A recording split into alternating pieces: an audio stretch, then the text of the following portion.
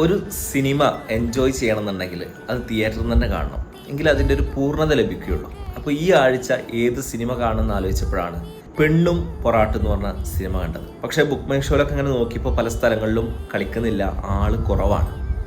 അങ്ങനെ 1-2 റിവ്യൂ ഒക്കെ നോക്കി അടുത്തുള്ള തിയേറ്ററിൽ പെണ്ണും പൊറാട്ടും ബുക്ക് ചെയ്തു. ഒരു കൊച്ചു സിനിമയാണ്.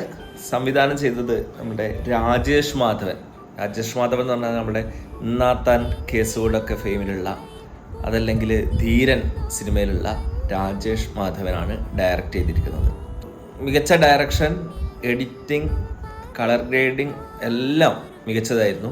തിയേറ്ററിൽ ഇരിക്കുമ്പോൾ പലരും എൻജോയ് ചെയ്ത് ചിരിക്കുന്നത് കണ്ടു. എന്നിരുന്നാലും പലരുടെയും കപ്പ് ഓഫ് ടീ ആകണം എന്നില്ല. അങ്ങനെ പറഞ്ഞേ, പലരുടെയും കപ്പ് ഓഫ് ടീ ആകണം എന്നില്ല.